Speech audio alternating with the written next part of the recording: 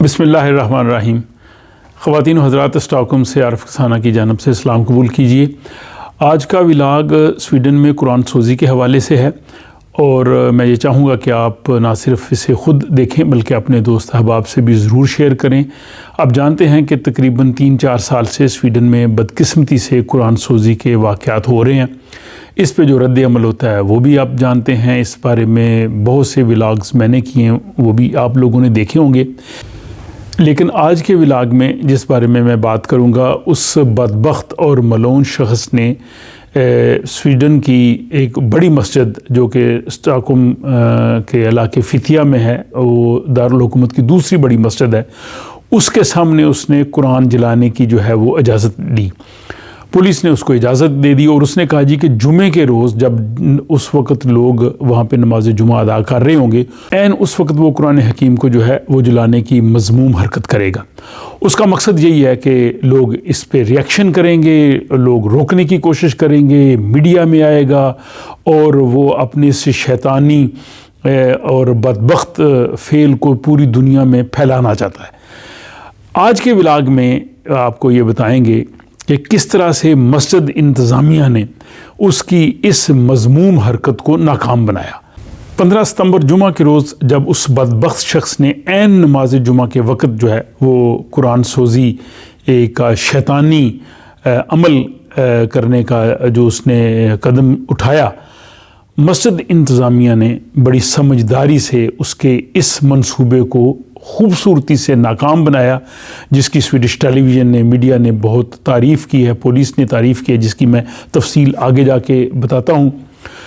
ہوا یہ کہ مسجد کمیٹی کے جو صدر ہیں اسماعیل اوکھر، انہوں نے اپنے نمازیوں اراکین کے ساتھ مل کے یہ سوچا اور یہ فیصلہ کیا کہ یہ بدبخت شخص جو ہے یہ مسلمانوں کو آ کے جو ہے وہ تنگ کرتا ہے، مسلمانوں کو اشتعال دلاتا ہے، اور اس کا مقصد جو ہے کہ جب نماز جمعہ ہو رہی ہوگی لوگ بہت زیادہ جمع ہوں گے، کیونکہ فتیا مسجد جو ہے وہ دارالحکومت کی دوسری بڑی مسجد ہے اور سویڈن کی بڑی مساجد میں ہے جو ترک مسلمانوں نے تعمیر کی ہے، اور یہ وہی مسجد ہے جس میں سویڈن میں سب سے پہلی مرتبہ اذان کی لاؤڈ سپیکر پہ اجازت ملی تھی۔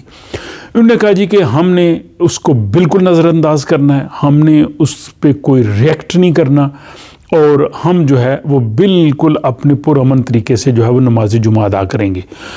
انہوں نے یہ حکمت عملی بنائی کہ جس وقت اس نے قرآن حکیم جلانا ہے ہم نماز جمعہ تھوڑی لیٹ کر دیتے ہیں۔ انہوں نے مسجد کے رضاکار جو ہے وہ بنائے، اور مسجد کے رضاکاروں نے لوگ جو مسجد میں آ رہے تھے ان کو پرامن رہتے ہوئے مسجد میں کہا جی کہ آپ مسجد کے اندر تشریف لے جائیں، کوئی شخص اس کی طرف توجہ نہ کرے، کوئی اس کو دیکھے نہیں، اور مسجد میں انہوں نے قرآن حکیم کی تلاوت جو ہے اس میں زیادہ وقت لگایا، نماز کا وقت جو ہے وہ 10 منٹ لیٹ کر دیا، اور وہاں پہ جو باقی جو رضاکار تھے انہوں نے بھی ساری اس صورتحال کو سنبھالا۔ نتیجہ یہ ہوا کہ جو مسجد کمیٹی کے جو چیئرمین ہیں اسماعیل اوکھر، انہوں نے کہا جی کہ اس شخص نے 1 گھنٹے کا ٹائم لیا تھا کہ 1 گھنٹہ وہ مسجد کے سامنے کھڑا ہو کے قرآن سوزی کرے گا اور اپنا بکواسیات کرے گا، لیکن جب کسی نے اس کی طرف توجہ نہیں دی، کسی نے اس کو دیکھا نہیں، کسی نے اس کو روکنے کی کوشش نہیں کی، کسی نے آوازیں نہیں کسے، تو وہ 18 منٹ کے بعد ہی وہاں سے چلا گیا نامراد ہو کے، اور وہ اکیلا تھا، کسی نے اس کی تصویر نہیں بنائی، ویڈیو نہیں بنائی، گالی گلوچ نہیں کی، پتھر نہیں مارے۔ نتیجہ یہ ہوا کہ وہ منہ لٹکا کے خاموشی سے 18 منٹ کے بعد چلا گیا۔ نماز جمعہ اپنے وقت پہ ہوئی، لوگوں نے جو ہے وہ پرامن انداز سے نماز جمعہ ادا کی۔ پولیس اس ساری چیز کو جو ہے وہ دیکھ رہی تھی۔ اس کے بعد پولیس نے کہا کہ جس قسم کا رد عمل فتیا مسجد کے نمازیوں نے، فتیا مسجد کی انتظامیہ نے کیا ہے، یہی ہونا چاہیے۔ وہ شخص چاہتا ہے کہ جب میں یہ کروں لوگ آ کے مجھے روکنے کی کوشش کریں، لوگ مجھ پہ آوازیں کسیں، لوگ مجھے پتھر ماریں، اور میں پھر میڈیا میں اپنا جو ہے وہ میری بات آئے۔ اب یہ جو 15 ستمبر کا واقعہ ہوا ہے، آپ نے کسی سویڈش میڈیا میں نہیں سنا، خبروں میں نہیں سنا، فیس بک پہ نہیں سنا۔ کیوں؟ کہ کوئی شخص گیا نہیں، نہ اس کی تصویر بنائی ہے، نہ اس کی ویڈیو بنائی ہے۔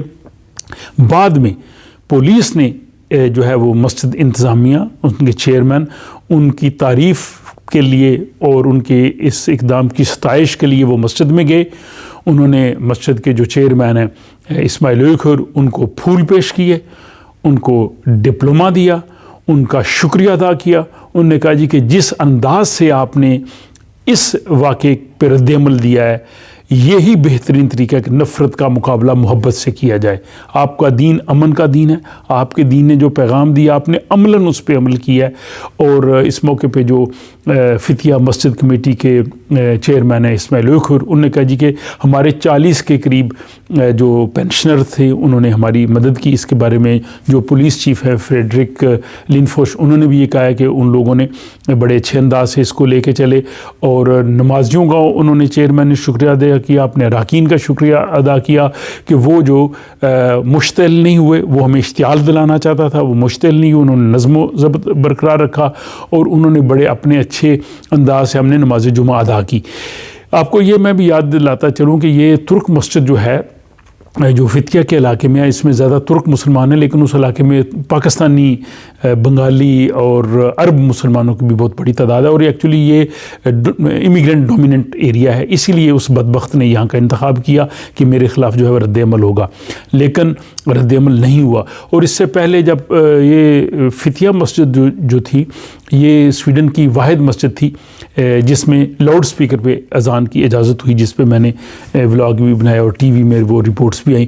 اس وقت بھی کچھ اسلام مخالف لوگوں نے عین اذان کے وقت آ کے مظاہرے کی اجازت لی, اور جب اذان ہوتی تھی تو وہ اپنی بکواسیات کرتے تھے, مظاہرہ کرتے تھے. کسی نے اس پہ توجہ نہیں دی تھی, کبھی کسی نے اس پہ کوئی تصویر نہیں بنائی, پتھرو نہیں کیا. انہوں نے 1-2 جمعے مظاہرہ کیا اور اس کے بعد وہ خاموش ہو کے دوبارہ آئے نہیں. یہی چیز بار بار میں اپنے ولاگس میں کہتا رہا ہوں. آپ یاد ہوں گے شروع سے میں نے یہی کہا کہ اللہ تعالیٰ نے قرآن حکیم کی سورہ نساء کی ایک آیت 140 میں, سورہ انعام کی آیت 68 میں 2 مرتبہ ہمیں یہ کہا ہے کہ جہاں پہ اس قسم کی مذموم حرکت ہو ہمیں وہاں ہونا ہی نہیں چاہیے. چاہے جائے کہ ہم جا کے تصویریں بنائیں, ہم جا کے اس کے ساتھ مکالمہ کریں, ہم اس کو روکنے کی کوشش کریں. قرآن کہتا ہے ہمیں وہاں پہ ہونا ہی نہیں چاہیے. اور یہی حکمت عملی یہاں ایک مرتبہ اسٹاک ہوم کا جو علاقہ حسبی, وہاں پہ جب اس ایک ڈینش بدبخت نے قرآن جلانے کی کوشش کی تو لوگوں نے کہا جی کہ ہم بالکل نہیں جائیں گے. اس دن انہوں نے وہاں پہ فٹ بال کا میچ رکھ دیا, لوگوں کو باربیکیو کھلایا, لوگوں کو جو ہے اس طرف لے گئے, اور جب کوئی بندہ نہیں گیا تو وہ نامراد ہو کے لوٹ گیا.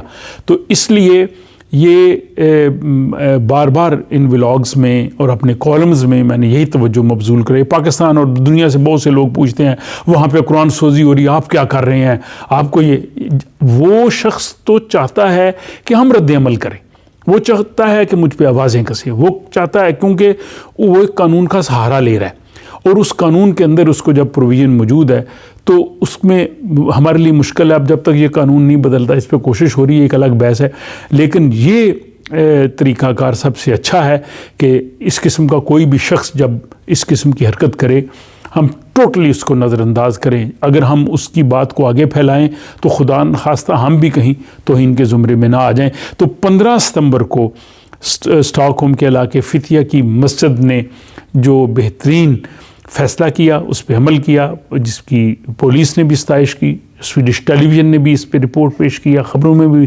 دکھایا ہے. یہی ایک بہترین طریقہ ہے اور یہی ہمیں حکمت عملی جو ہے اختیار کرنی چاہیے. اور سویڈن سے باہر جو ہمارے دوست اس پہ بار بار سوال کرتے ہیں ان کا جواب جو ہے وہ آج کے اس ولاگ میں ہے کہ اگر یہاں پہ قرآن سوزی کے واقعات ہو تو ہمیں کیا کرنا چاہیے. اور آخر میں وہ ایک کہاوت ہمارے ہے, اس پہ میں آج کا اختتام کرتا ہوں. اس بارے میں آپ اپنی رائے دیجیے اور مجھے امید ہے کہ آپ اس کو شیئر کریں گے اپنے دوست احباب سے. وہ یہ ہے کہ کتے بھونکتے رہتے ہیں اور راستے سے چلنے والے مسافر جو ہیں وہ آرام سے اپنے راستے کی طرف چلتے جاتے ہیں, وہ کتوں سے الجھتے نہیں. آپ کا کیا خیال ہے؟